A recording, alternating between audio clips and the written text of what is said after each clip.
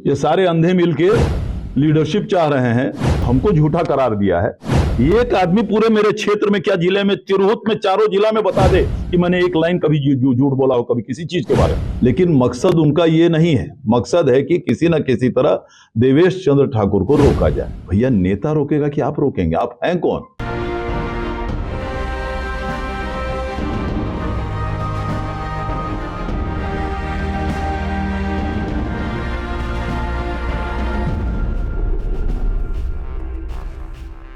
नमस्कार, आप देखना शुरू कर चुके हैं कैपिटल टीवी बिहार और मैं आपके साथ सरोज सिंह। देखिए, सारी निगाहें दिल्ली में तो लगी हुई है वहाँ की सियासत पर कि क्या हो रहा है वहाँ, लेकिन पटना में भी शांति नहीं है। पटना में भी महागठबंधन में बहुत सारा उठापटक चल रहा है। बहुत सारी ऐसी चीज़ें हैं जो हम आपको बताने जा रहे हैं कि महागठबंधन में हो क्या रहा है पटना में। दिल्ली में तो सारी चीज़ें हो ही रही है, आपको खबरें भी मिल रही है, लेकिन पटना में भी एक दो पॉलिटिकल डेवलपमेंट है। तो पहला क्या है, लालू प्रसाद ने अपने ही एक एमएलसी को कहा है सभापति से, विधान परिषद के सभापति से, कि इनको हटाइए, इनको बाहर करिए, इनकी सदस्यता को रद्द कर दीजिए। तो ऐसा क्यों हुआ कि अपने ही एमएलसी को बाहर कर रहे हैं लालू प्रसाद? नाम है प्रोफेसर रामबली चंद्रवंशी, उनके ही पार्टी के एमएलसी हैं। 2020 में उनको एमएलसी बनाया गया था, लेकिन लालू प्रसाद और तेजस्वी इतने गर्म हैं, कहते हैं कि इनको निकालिए, बाहर करिए, इनकी सदस्यता समाप्त करिए। अभी कुछ दिन पहले दाऊदनगर में एक कार्यक्रम हुआ था जिसमें चंद्रवंशी जी ने आरक्षण पर बहुत सारी बातें कही थी कि जब उनके समाज के बारे में कुछ बात होती है तो लालू प्रसाद चुप हो जाते हैं, नीतीश कुमार को कहते ही नहीं हैं। अभी जातीय सर्वे का भी उदाहरण दिया था कि संख्या कम कर दी गई है लेकिन कुछ नहीं बोलते हैं। आरक्षण में दूसरी जातियों को घुसा दिया जाता है, लालू प्रसाद कुछ नहीं बोलते हैं। तो अपने ही पार्टी नेताओं को चंद्रवंशी जी ने कटघरे में लिया। न केवल लालू प्रसाद को लिया, तेजस्वी यादव को लिया, बल्कि नीतीश कुमार को भी कटघरे में खड़ा किया। मतलब महागठबंधन के जितने टॉप लीडर हैं सबको उन्होंने कटघरे में खड़ा कर दिया। तो स्वाभाविक था लालू प्रसाद का पारा गर्म होना ही था। तो लालू प्रसाद ने एक पत्र भिजवाया है सभापति को कि इनकी सदस्यता क्यों ना रद्द कर दी जाए, पार्टी विरोधी काम इन्होंने किया है, इसलिए इनकी सदस्यता को समाप्त किया जाए।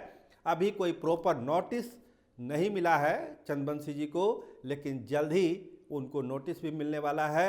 लेकिन लालू प्रसाद के इस एक्शन से एक हड़कंप ये मच गया कि बाप रे बाप, इस तरह की चीज़ें भी लालू प्रसाद कर सकते हैं, अपने ही एमएलसी को बाहर करा सकते हैं, उनकी सदस्यता रद्द कर सकते हैं। तो ये एक पॉलिटिकल डेवलपमेंट हुआ है आरजेडी के भीतर। एक दूसरी कहानी सभापति जी से भी जुड़ी हुई है।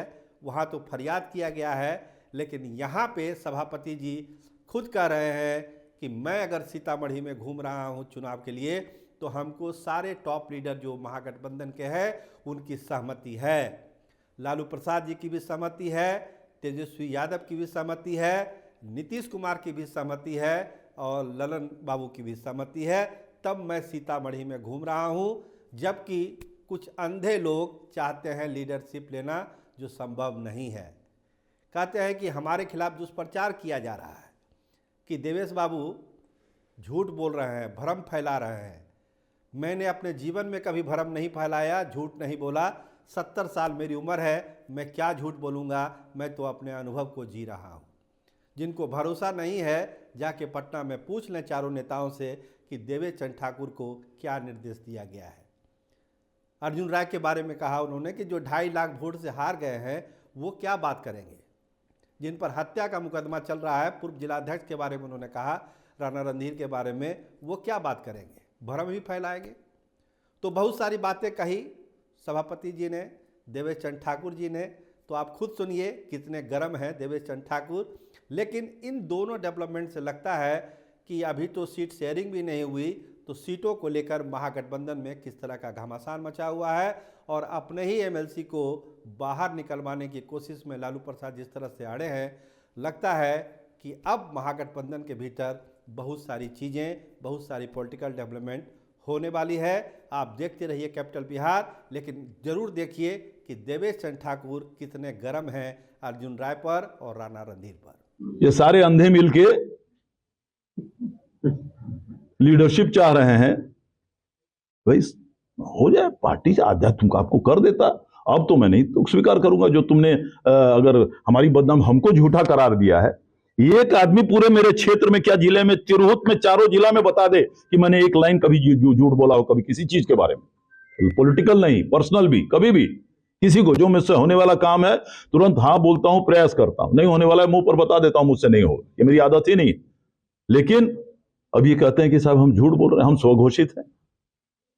अरे भैया, हम राजनीति से पोषित नहीं हैं, ना हम स्वघोषित हैं। हमको कहा गया है, तब हम ये इतने बेवकूफ आदमी नहीं है।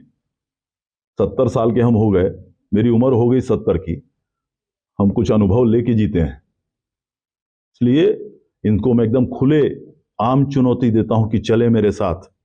और अगर वो कह दिया हमारे नेताओं ने और उनके आरजेडी और जेडीयू के नेताओं ने कि हाँ इनको कहा गया था, तो मैं चुनौती देता हूं, तब घोषणा करें कि हम लोग आज से जिंदगी में राजनीति नहीं करेंगे, ये कर दें। और अगर वो कहते हैं कि उन लोगों ने नहीं कहा, तो मैं कहता हूं कि नहीं, मैं घोषित कर दूंगा कि मैं आज से राजनीति नहीं करूंगा।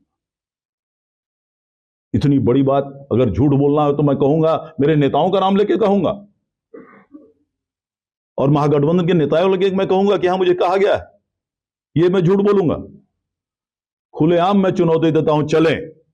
और अगर मेरी बात सही है तो वो डिक्लेयर करें कि हम लोग आज हट जाते हैं सीतामढ़ी से, राजनीतिक फील्ड से। अगर नेता कह देते कि नहीं इनको नहीं कहा गया था, मैं कह रहा हूं मैं हट जाऊं। इससे बड़ी बात और क्या हो सकती है। एक जो भूतपूर्व सांसद है वो कई दिन से चला रहे हैं कि ये स्वघोषित उम्मीदवार बन रहे हैं,